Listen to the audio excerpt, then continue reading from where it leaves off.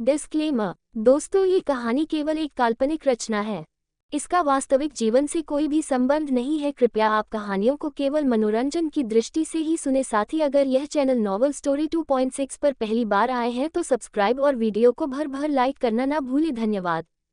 Episode 49। Mehika कुछ सोचकर जोर से चिल्लाए, माधव शिविन को अस्पताल लेकर चलिए। वह घबराते हुए चिल्लाए और उन्होंने बैठकर शिविन के सर को अपनी गोद में रख लिया और लगातार उसके गालों को चेहरे के अंदर से ही सहलाने लगी। वही माधव ने जैसे ही यह सुना वह तुरंत आगे बढ़े और उन्होंने आसपास मौजूद बारातियों को देखते हुए कहा, प्लीज़ हमारी मदद करें इन्हें गाड़ी तक ले जाने में।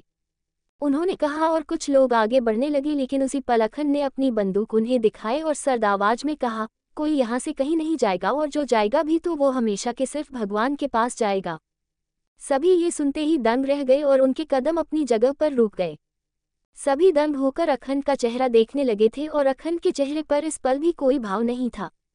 लेकिन तभी मेहिका ने डरते हुए कहा, लेकिन हुकुम सा आप उनकी हालत देख रहे हैं, अगर इन्हें अस्पताल नहीं लेकर जाया गया तो यह मर जाएंगे, उनकी हालत बहुत नाजुक है। उसने कहा, लेकिन अखन ने एक बार फिर से अपना जवाब दोहराया, मुझे कोई फर्क नहीं पड़ता। वहीं दूसरी तरफ इस वक्त राणा गाड़ी ड्राइव कर रहा था और उसके चेहरे पर हल्की हल्की परेशानी थी। गाड़ी ड्राइव करते हुए वह कुछ सोच रहा था कि तभी उसका फ़ोन बजा और उसने फ़ोन की स्क्रीन पर फ्लैश हो रहे हैं नाम को देखा। नाम पर डॉक्टर वंदना का नंबर फ्लैश हो रहा था। उसने कॉल अटेंड की तो कॉल की दूसरी तरफ से वंदना की आवाज़ उसके कानों में पड़ी, मिस्टर राणा, क्या आप मुझे हॉस्पिटल से पिक कर सकते हैं? वह मेरी गाड़ी खराब हो गई है और इस वक्त मुझे कोई कैब भी नहीं मिल रही, प्लीज़ मेरी हेल्प कर दीजिए। ये सुन एक पल के लिए राणा चुप रहा और फिर उसने कुछ सोचकर जवाब दिया, ठीक है मैं आता हूँ, तुम वहीं मेरा इंतजार करो। इसके जवाब में वंदना ने तुरंत कहा, thank you so much mister Rana. वह दरअसल मैं मैकेनिक को कांटेक्ट किया था, लेकिन मैकेनिक इतनी रात को यहाँ आने के लिए राजी नहीं हो रहा है, इसलिए मुझे आपकी मदद लेनी पड़ रही। ये सुन राणा मुस्कुरा दिया। उसने मुस्कुरा कर कहा, इट्स ऑल राइट, और वंदना ने मुस्कुराते हुए कॉल काट दी। राणा की गाड़ी इस वक्त सिटी हॉस्पिटल से ज़्यादा दूरी पर नहीं थी, वह आसपास ही था और अगले 5 मिनट के बाद ही वह हॉस्पिटल के बाहर खड़ा था और वंदना उसके सामने थी। उसने गाड़ी से बाहर निकलकर वंदना के लिए खुद पैसेंजर सीट का दरवाजा खोला तो वंदना गाड़ी में बैठ गई। वंदना की गाड़ी में बैठने के साथ ही साथ राणा भी ड्राइविंग सीट पर बैठा और उसने गाड़ी स्टार्ट कर दी। गाड़ी स्टार्ट करने के साथ ही गाड़ी और राजस्थान की सड़कों पर थी। वंदना ने एक नज़र घूमकर राणा को देखा और फिर उसने अपनी नज़रें गाड़ी के विंडो से बाहर फेर दी। तभी राणा की आवाज़ उसके कानों में पड़ी, वैसे तुम इतनी रात में हॉस्पिटल में थी, तुम्हारा शिफ्ट तो 6 बजे खत्म हो जाता है ना? उसके जवाब में वंदना हल्का सा उसकी तरफ पलटी और फिर बोली, हाँ वह एक्चुअली मुझे ऑपरेशन करना था इसीलिए। राणा ने गर्दन हिला दी और फिर वह सामने की तरफ देखते हुए बिना किसी भाव के गाड़ी ड्राइव करने लगा और एक पल के लिए वंदना उसके चेहरे को देखती रही और फिर उसने कुछ सोचकर कहा, वैसे मिस्टर राणा, जब से मैंने आपको हुकुम सा के साथ काम करते हुए देखा है तब से मैं यही पाया है कि आपको सिर्फ सब राणा कहकर ही पुकारते हैं। आपका पूरा नाम क्या है? उद्धरण चिन्ह। ये सुनकर राणा ने पलटकर वंदना को देखा और फिर उसने मुस्कुराते हुए जवाब दिया, रुस्तम राणा, क्या तुम्हें आज तक मेरा नाम नहीं मालूम था? उद्धरण चिन्ह। वंदना ने नामे गर्दन हिला दी तो राणा एक पल के लिए कहकहा लगाकर हंसा और फिर उसने मजाकिया लहजे में कहा, वेरी फनी, मुझे तो लगा था कि मेरा नाम तुम्हें मालूम होगा, लेकिन आज मुझे तुमने एक शॉक दे दिया। और उसके बाद सुनकर वंदना काफ़ी हद तक शर्म के आलम में डूब गई थी। उसे समझ आ चुका था कि राणा को अखन के साथ काम करते हुए बहुत साल हो चुके थे। अखन जब लंदन में था तब राणा उसके साथ लंदन में था, लेकिन जब अखन इंडिया आया तब राणा उसके साथ इंडिया आ गया। और वंदना भी राणा को बहुत सालों से जानती थी, तकरीबन तब से जब से राणा अखन के साथ काम करता था, लेकिन आज तक उसने कभी राणा की असली नाम को जानने की कोशिश नहीं की थी। और जब आज उसे उसका असली नाम पता चला तो उसे काफ़ी शर्मिंदगी महसूस हो रही थी कि वह कैसी थी। कुछ देर के बाद ही राणा की गाड़ी उसके अपार्टमेंट के बाहर रुकी और फिर उसने गाड़ी से बाहर निकलकर उसकी तरफ का डोर ओपन करते हुए मुस्कुराकर कहा, तो मुहतरमा आपका घर आ गया। वंदना शर्म से गाड़ी से बाहर निकली और फिर अपनी गर्दन झुकाकर जाते हुए बोली, थैंक यू। वह जा रही थी, उसने अपने कदम बढ़ा दिए थे। राणा अपने ड्राइविंग सीट पर बैठा एक लम्हा उसने उसे जाता हुआ देखा और फिर हल्की आवाज में उसे कहा, वैसे तुम्हारा मेरा नाम पूछना मुझे अच्छा लगा, तुम बहुत प्यारी हो। वह एक तक अमिताभ जी को देख रहा था। उसने एक गहरी सांस भरी और अपने कदमों को धीरे धीरे से अमिताभ जी की तरफ बढ़ाया। इसके साथ ही साथ उसने एक बार फिर से बिल्कुल सर्द आवाज में कहा, नाना सा, मैं आपको क्या कह रहा हूँ, आपको सुनाई दे रही है मेरी बात? मैं आपसे कह रहा हूँ कि मुझे छोटी गिलहरी से शादी करने दे, उसने बेहद सर्द आवाज में कहा। और इस पर अमिताभ जी कोई जवाब देते कि उससे पहले ही राजेंद्र गुस्से के साथ आगे बढ़ा और फिर उसने झटके से अखंड के सीने पर हाथ रखकर उसे अमिताभ जी से दूर धकेलते हुए कहा, हुकुम साहब, चीजें खत्म हो चुकी है, आपका बदला खत्म हो चुका है और अब मेरी बेटी की शादी आपसे कभी नहीं होगी, उन्होंने चिल्लाते हुए कहा। और एक पल के लिए अखंड ने अपने होंठ बुरी तरह बिछ लिए। इस पल उसके मुंह से हल्की सी सिसकी निकल गई थी। कृतिका ने बेइंतहा तड़प कर उसके मुंह से निकलने वाले सिसकी को देखा और दूसरे ही पल उसकी जुबान से एकदम से निकल गया, हुकुम साहब आप ठीक है ना, उसने बेहद घबराहट के आलम में कहा। और एक पल के लिए अखंड अपनी होठों से निकलने वाली उस उसकी को भूलकर कृतिका को देखने लगा। कृतिका ने जल्दी से अपने होंठ बिछ लिए और किसी पल अखंड के चेहरे पर एक गहरी मुस्कुराहट आ गई। उसने उस मुस्कुराहट के साथ राजेंद्र को देखा और फिर मुस्कुराते हुए आगे बढ़ते हुए कहा, देखा ससुर जी, आपकी बेटी मुझसे कितना प्यार करती है और आप उसे मुझसे अलग करने की बातें कर रहे हैं, उसने संजीदा तरीके से उसके चेहरे को देखकर कहा। और एक पल के लिए राजेंद्र भी उसकी बात सुनकर चुप हो गया था। तभी वह कदम कदम चलकर आगे बढ़ने लगा, लेकिन फिर से इस बार राजेंद्र ने कहा, हुकुम सा आप आगे नहीं बढ़ेंगे। और यह कहकर वह किसी ढाल की तरह कृतिका के सामने खड़े हो गए थे। अखंड ने एक ठंडी नजरों से उन्हें घूरा और दूसरे ही पल उसने अपनी आंखों को कसकर बंद किया। आंखें बंद करने के साथ ही साथ उसकी आंखों के सामने कुछ नज़ारे घूम गए थे और दूसरे ही लम्हे उसने अपनी आंखें खोली, फिर राजेंद्र को देखा और एक सार्कास्टिक स्माइल के साथ अपनी बंदूक सीधा अपने माथे पर रख दिया। राजेंद्र बिल्कुल हैरान रह गया और कृतिका की आंखें भी तकरीबन में बाहर आने को थी। वही वर्चस्व जिसने जैसे ही यह चीज देखा उसने दूसरे ही पल सभी गेस्ट को देखा और फिर अपने हाथ को आपस में जोड़ते हुए तेज आवाज में कहा, तमाशा खत्म हो चुका है, आप सब यहाँ से जा सकते हैं। कहते हुए उसने आहान को कुछ इशारा किया और आहान ने अगले ही लम्हे अपनी गर्दन हिलाई और दूसरे ही पल कियारा का हाथ छोड़कर वह आगे आया और एक एक करके सभी गेस्ट को बाहर जाने को कहने लगा। और धीरे धीरे करके गेस्ट ना चाहते हुए भी वहां से खाली हो रहे थे। आहान मीडिया रिपोर्टर्स को भी बाहर निकाल रहा था क्योंकि वह सारी चीजों को और तमाशा नहीं बनने दे सकता था। तकरीबन 5 मिनट ही गुजरे होंगे कि सारे गेस्ट बिल्कुल खाली हो गए थे और गेस्ट खाली होने के साथ ही साथ अमिताभ जी के चिल्लाने की आवाज सभी के कानों में गूंज गई।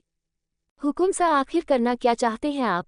आप ऐसे अपने माथे पर बंदूक रखकर साबित क्या करना चाहते हैं कि आप अपने आप को जान से मार देंगे? तो ठीक है, आज आप अपने ऊपर बंदूक चला ही दीजिए, सारा किस्सा ही खत्म हो जाएगा, उन्होंने बिल्कुल झुंझलाते हुए कहा। अखंड ने तिरछी मुस्कुराहट के साथ उन्हें देखा और फिर उनके पीछे खड़ी कृतिका को देखा जिसके चेहरे पर डर था। वह घूंघट में नहीं थी जिस वजह से उसके चेहरे का डर अखंड साफ साफ देख सकता था और उसके चेहरे के डर को देखकर उसके चेहरे पर स्माइल आ गई। उसने बंदूक की सेफ्टी ट्रिगर हटाई और फिर हल्के आवाज में कहा, तो नाना सा, आप एक बात कान खोल कर सुन लीजिए, आपकी उस नातिन को मेरी हल्की सी सिसकी से भी फर्क पड़ता है और अगर इस वक्त में अपनी जान ले ली तो सोचिए उसे कितना फर्क पड़ेगा। उद्धरण चिन्ह कहते हुए उसने बंदूक की सेफ्टी ट्रिगर हटा दी थी और वह तकरीबन में बंदूक को खुद पर चलाने वाला था और उसी पल दादी सा, जो अब तक खामोश थी, उन्होंने इस बार बेहद घबराहट के आलम में आगे बढ़कर अखंड के हाथ को पकड़कर उसके हाथ से बंदूक चुराने की कोशिश में कहा, हुकुम सा, पागल हो गए हैं आप? ऐसे कैसे खुद की जान ले सकते हैं? देखिए, अभी बंदूक फेंक दीजिए, उन्होंने कहा। और वो घबराहट के साथ उसके हाथ को हिलाने लगी, लेकिन अखंड के दिमाग में इस वक्त कुछ और जुनून सवार था। वह धीरे धीरे करके बंदूक के ट्रिगर को दबाता जा रहा था और कृतिका की सांस उसके हलक में अटकती जा रही थी। और इस बार दादा सा गुस्से से आगे बढ़े और उन्होंने एकदम से अखंड को कॉलर से पकड़ा और एक जोरदार तमाचा उसके गाल पर दे मारा। चटाक! अखंड का चेहरा एक तरफ झुक गया और उसका हाथ नीचे की तरफ सरक गया, लेकिन उसके चेहरे की मुस्कुराहट अभी भी बरकरार थी। उसने अपने एक हाथ को अपने गाल पर रखा और उसी पल कृतिका बेचैनी से एक कदम आगे आई। हुकुम सा, उसने तेज आवाज में कहा, लेकिन वह आगे बढ़ पाती कि उससे पहले ही राजेंद्र ने उसकी कलाई को पकड़ लिया। कृतिका अपनी जगह पर थम गई और दादासा ने गुस्से से उसके कॉलर को पकड़कर झंझोड़ते हुए कहा, हुकुम सा, और फिर चाहते क्या है आप? क्या आप चाहते हैं कि आप इस वक्त खुद को खत्म कर ले, इसके साथ ही साथ हमारा पूरा खानदान खत्म हो जाए? क्योंकि आपको अच्छी तरह से मालूम है आप हमारे खानदान के लिए क्या है। आपके बिना ना आपकी दादी सा जिंदा रह पाएगी और ना हम जिंदा रह पाएंगे। हमने पहले ही आपके बाबा को खो दिया है, क्या अब हम आपको भी खो दें? उद्धरण चिन्ह उन्होंने एक बेचैनी घबराहट के साथ चिल्लाते हुए यह बात कही और एक पल के लिए अखंड उनकी बात को सुनता रह गया। वह एक लफ्ज नहीं कह सका था और उसे इस तरह खामोश देखकर दादा सा फिर से चिल्लाए, हुकुम सा हमें जवाब दीजिए, हम आपसे कुछ पूछ रहे हैं। आप यही चाहते हैं ना कि आप खुद को ख़त्म कर ले और फिर हम अपने आप को ख़त्म कर लें। आपकी दादी सा ये देखकर ऐसे भी जिंदा नहीं रह पाएगी। क्या आपको हुक्मरानी सा के आगे अपना घर परिवार कुछ नज़र नहीं आ रहा? आप हमारे खानदान के सबसे अहम शख्स हैं। उन्होंने एक बार फिर से कहा और अखन जो अब तक खामोश था उसने बिल्कुल धीमी आवाज में कहा, दादा सा मुझे छोटी गिलहरी लाकर दे दीजिए, मैं कुछ नहीं करूँगा। उसने कहा और एक पल के लिए वह उसका चेहरा देखते रहे। उनका दिल चाहा कि वह इस बार उसे एक नहीं बल्कि 100 थप्पड़ लगाए। वह ढीठ था, वह बेइंतहा ढीठ था और उसने अपने ढीठपने को यहाँ पर साबित कर दिया था। वह जिद्दी था, बहुत जिद्दी था। अपनी जिद्दीपन को भी उसने साबित कर दिया था और उसकी जीत थी कृतिका। वह कुछ पलों के लिए खामोश था कि इस बार दादी सा ने आगे बढ़कर दादा सा को अखंड से खींचा और फिर खुद अखंड को गले लगा कर रोते हुए बोली, हुकुम सा मत कीजिए, ये सब क्यों तड़पा रहे हैं आप हमें? क्यों आप हमें रोज रोज जहन्नम की आग में जला रहे हैं? हुकुम सा मत कीजिए, हम आपको इस तरह तकलीफ में नहीं देख सकते हैं। आपको नजर आ रहा है आपका पूरा चेहरा इस वक्त खून से भरा हुआ है, आपकी पीठ से खून रीश रहा है, आपके घुटनों से खून निकल रहे हैं, आपको बंदूक की गोली भी लगी हुई है, लेकिन इस पल हम इतने बेबस हैं कि आपको हॉस्पिटल तक नहीं लेकर जा सकते। क्यों? वह बेबसी सिर्फ आपने जाहिर की है।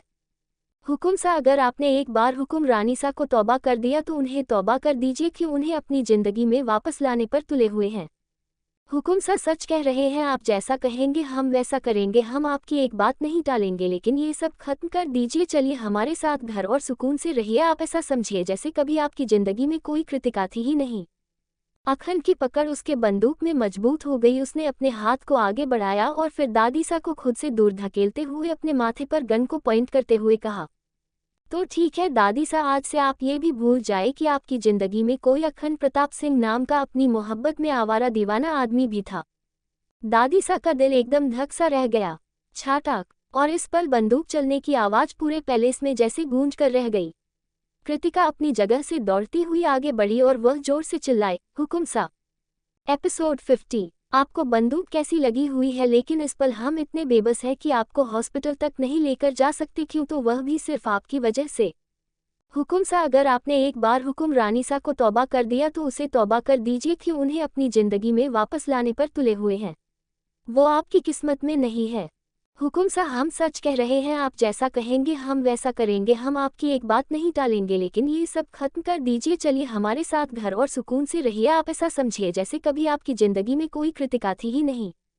अखन की पकड़ उसके बंदूक में मजबूत हो गई। उसने अपने हाथ को आगे बढ़ाया और फिर दादी सा को खुद से दूर धकेलते हुए अपने माथे पर गन को पॉइंट करते हुए कहा, तो ठीक है दादी सा, आज से आप ये भी भूल जाए कि आपकी जिंदगी में कोई अखंड प्रताप सिंह नाम का अपनी मोहब्बत में आवारा दीवाना आदमी भी था। दादी सा का दिल एकदम धक सा रह गया। छाटाक, और इस पल बंदूक चलने की आवाज पूरे पैलेस में जैसे गूंज कर रह गई। कृतिका अपनी जगह से दौड़ती हुई आगे बढ़ी और वह जोर से चिल्लाए, हुकुम सा। सभी ने कसकर अपनी आंखें बंद कर ली और सभी बस इस नज़ारे को अपने अंदर एक खौफ के साथ महसूस कर रहे थे, जैसे वह अभी अपनी आंखें खोलेंगे और सब कुछ खत्म रहेगा, सब कुछ भी वहां सही नहीं होगा। और इस पल कृतिका, जिसने अपनी आंखों को कसकर मिचा हुआ था, झटके से उसने अपनी आंखें खोली और सामने का नजारा देख एक पल के लिए उसके दिल की धड़कन बिल्कुल रुक गई थी। उसके दिल की धड़कनों ने काम करना बंद कर दिया था। उसका एक हाथ जो अभी हवा में था, उसने झटके से उसे हाथ को नीचे किया और सामने खड़े उस शख्स के सीने से लिपट गई। अखंड के चेहरे पर एक सुकून आ गया। बंदूक जो अभी भी हवा में था और कृतिका ने उसके हाथ को पकड़कर बंदूक उस पर चलाने से रोका था। उसने झटके में बंदूक को अपने हाथ से नीचे सरका दिया और बंदूक धम की आवाज के साथ सीधा जमीन पर गिर गई। शायद बंदूक में मौजूद गोलियां खत्म हो चुकी थी और बंदूक गिरने के साथ ही साथ अखंड ने अपने हाथ को आगे बढ़ाकर कृतिका को बेहद मजबूती के साथ अपने सीने से जकड़ा और अगले ही लम्हे उसे सफ़ेद खून से रंगे हुए शर्ट में एक बार फिर से कुछ नरमी का एहसास हुआ और इस एहसास के साथ ही साथ उसके कानों में किसी की सिसकियां का शोर गूंज उठा। वह शोर कृतिका के रोने की सिसकियों की थी। उसने और मजबूती से उसे गले लगाया और कृतिका ने हल्के से उसे खुद से दूर करके अपने हाथों के छोटे छोटे मुठियां बनाकर उसके सीने पर बेइंतहा बरसते हुए रोकर कहा, हुकुम सा पागल हो गए हैं क्या? आप हमारी जान लेना चाहते हैं ना? हाँ हुकुम सा, आज आप हमें बता ही दीजिए कि आखिर आप चाहते क्या है? आप हमें ऐसे क्यों तड़पा रहे हैं? आपको मालूम है कि जिस कदर आप इस वक्त तड़प रहे हैं उससे कई गुना ज़्यादा हम तड़प रहे हैं, क्योंकि हमारा रिश्ता आपसे जुड़ा है, हम आपसे जुड़े हैं, हम आपसे पूरी तरह जुड़े हैं। आपका बच्चा इस वक्त हमारे पेट में पल रहा है। उसने रोते हुए कहा। अखंड उसके पीठ से अपना हाथ हटाया, उसके चेहरे को अपने हाथों में भरा और फिर उसके माथे को चूमकर नरमी से कहा, छोटी गिलहरी कर लो ना मुझसे शादी, चलो ना हम दोनों मिलकर साथ में अपनी तड़प मिटाते हैं। क्यों तुम तड़पोगी, क्यों मैं तड़पूंगा, तुम्हारे बिना मैं तड़प में हूँ, मेरे बिना तुम तड़प में हो, चलो ना हम साथ में अपनी तड़प को खत्म कर देते हैं और आने वाले वक्त में अपने होने वाले बच्चों के साथ एक सुकून भरी जिंदगी जीते हैं। उसने तड़पते हुए कहा। कृतिका ने अपने आंसुओं को रोककर नजर उठाकर उसे देखा और अगले ही लम्हे उसके सीने से वापस से लिपटते हुए कहा, हम आपसे शादी करेंगे हुकुम सा, हम आपसे शादी करेंगे, आप हमारी जिंदगी है। लेकिन हमने आपको अभी भी माफ नहीं किया है, उसने कहा और अखंड के चेहरे पर एक मीठी सी मुस्कुराहट आ गई। उसे मुस्कुराहट की वजह सिर्फ और सिर्फ वह थी, सिर्फ वह। और सभी ने अपनी आंखों को हौले हौले खोला और सामने के साथ ही सामने का नजारा देखकर सभी ने एक सुकून का सांस ली।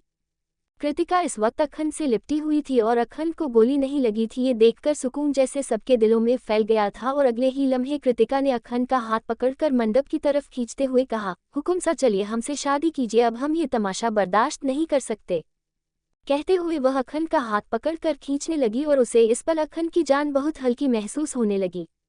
उसने पलटकर अखंड की धुंधलाती हुई आंखों को देखा जो कदम कदम उसके साथ बढ़ता हुआ मंडप की तरफ आ रहा था। कुछ लम्हों में वह और कृतिका साथ में मंडप में एक दूसरे का हाथ पकड़े खड़े थे और सभी बस एकटक उन्हें देखते जा रहे थे। किसी के अंदर इस चीज के बाद कुछ बोलने की हिम्मत बची रही थी, कोई कुछ नहीं बोल पा रहे थे। वहां अब सिर्फ और सिर्फ अग्रवाल खानदान, राजपूताना खानदान और मेहिका माधव और अधमरे हालत में गिरा हुआ शिविन मौजूद था। शिविन बेहोश हो चुका था, वह अब होश में नहीं था और बाकी की बरातिया को भी आह्वान और वर्चस्व ने मिलकर भेज दिया था क्योंकि वह घर के मामलात को और ज्यादा तमाशा नहीं बनना चाहते थे। कृतिका अखंड का हाथ पकड़े हुए मंडप पर खड़ी थी। इस पल अखंड कुछ नहीं कह रहा था और कृतिका ने पंडित जी को देखा जो खौफ से भरे हुए थे। उसने अखंड के हाथ को और ज्यादा मजबूती से पकड़ते हुए कहा, पंडित जी मंत्र शुरू कीजिए, आज हम पूरी तरह से हुकुमसा से शादी करेंगे और पूरी तरह से आज हम उनके हो जाएंगे, इस बार हमारे बीच कोई नहीं आएगा, उसने कहा। और अखंड ने अपनी आंखों को बेहद मशक्कत के साथ पूरा खोला, फिर कृतिका को देखा और फिर पंडित जी ने मंत्र पढ़ने शुरू कर दिए। सभी बस एकटक उन्हें देख रहे थे, कोई कुछ नहीं कह रहा था। पंडित जी मंत्र पढ़ते जा रहे थे और अखंड धीमे धीमे कदमों से कृतिका के साथ फेरे लेता जा रहा था। कृतिका अखंड के पीछे थी और अखंड उसके आगे था। कृतिका की नजरें अखंड की पीठ पर थी जहां से उस सफेद शर्ट से सिर्फ और सिर्फ खून रिस्क कर रहा था। उसका दिल चाह रहा था कि इस पल वह अखंड को अस्पताल ले जाए, लेकिन वह ये नहीं कर सकती थी। पंडित जी एक एक करके मंत्र पढ़ने जा रहे थे और फेरे होते जा रहे थे। फेरों के साथ साथ अखंड को अपनी सांस भारी होती हुई महसूस हो रही थी। वही वर्चस्व जो अब तक बिल्कुल किसी बुत की तरह खड़ा था, इस बार वह दादासा के पास आया। उसने उसके हाथ को पकड़ा और फिर कहा, दादासा मुझे आपसे कुछ बात करनी है, प्लीज मेरे साथ लिए। दादीसा ने अपनी गर्दन हिला दी और वह वर्चस्व के साथ गार्डनिंग की तरफ आ गए। गार्डनिंग में आते ही उन्होंने वर्चस्व को कंफ्यूजन भरी नजरों से देखा और फिर कहा, क्या बात है वर्चस्व, आपको अब हमसे कौन सी बात करनी है, क्योंकि सारी चीजें तो खत्म हो चुकी है। ये सुनते ही वर्चस्व ने तुरंत अपनी गर्दन ना में हिलाए और फिर कहा, नहीं दादासा, अभी कुछ खत्म नहीं हुआ है, बल्कि मुझे आपको बहुत जरूरी बात बतानी है। आपको मालूम है कि परसों से अखंड कहाँ गया था? जैसे ही उसने ये कहा, एक पल के लिए दादासा के चेहरे का रंग बदल गया। उन्होंने बदले हुए रंगत के साथ वर्चस्व को देखा और फिर अपने कंधे उछालते हुए कहा, क्या बात है वर्चस्व, ठीक है ना? इसके जवाब में वर्चस्व हल्का सा मुस्कुराया और फिर उसने कहा, दादासा सब ठीक तो नहीं है, लेकिन सब ठीक हो जरूर जाएगा। और कहते हुए उसने दादासा को कुछ कहा। दादासा के चेहरे का रंग पूरी तरह से बदल गया। वह बेयकीनी के साथ बस उसका चेहरा देखते रहे और वर्चस्व भी बिना किसी भाव के उन्हें देखता रहा। कुछ ही पलों में वह दोनों साथ में अंदर आए, लेकिन अब उन दोनों के चेहरे की रंगत बदल चुके थे। दोनों ने सामने मंडप पर भी देखा जहां पर शायद 5वां फेरा चल रहा था।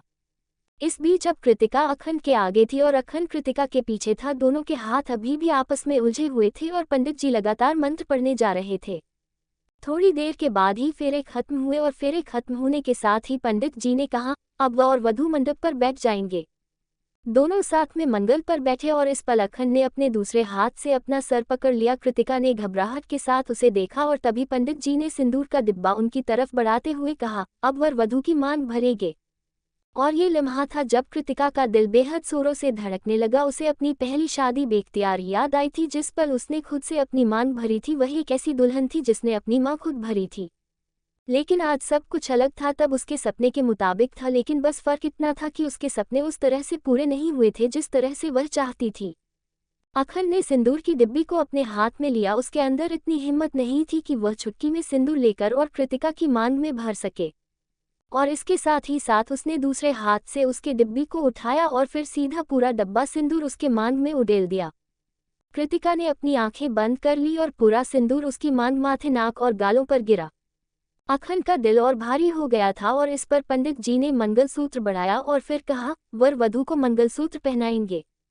कहते हुए उन्होंने मंगलसूत्र बढ़ाया। अखन ने धुंधलाती नजरों से मंगलसूत्र को देखा और अपना हाथ आगे बढ़ाकर मंगलसूत्र को अपने हाथ में ले लिया।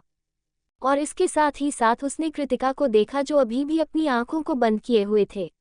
और फिर इस पल उसने आगे बढ़कर कृतिका के गले में मंगलसूत्र पहना दिया।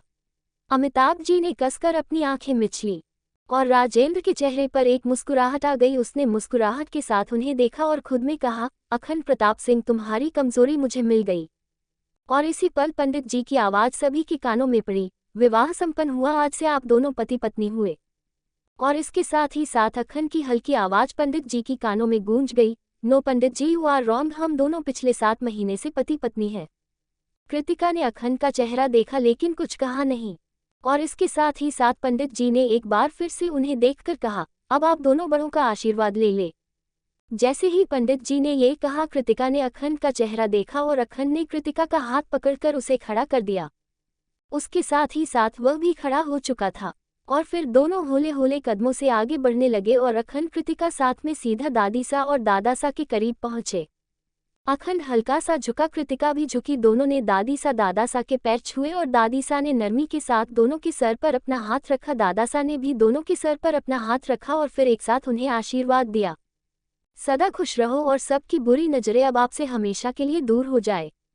दोनों मुस्कुराए, दोनों खड़े हुए और फिर दोनों ने कदम अपने अमिताभ जी की तरफ बढ़ा दिए। उसके बाद दोनों एक साथ अमिताभ जी के पैरों के पास झुके। एक पल के लिए अमिताभ जी ने अपना हाथ नहीं उठाया और दूसरे ही पल उन्होंने अपना एक एक हाथ दोनों के सर पर रखा और फिर बेहद नर्म अंदाज में, सदा खुश रहो। दोनों मुस्कुरा दिए। उसके बाद उन्होंने रोनित जी, अलका जी का आशीर्वाद लिया और फिर राधिका जी का आशीर्वाद लिया।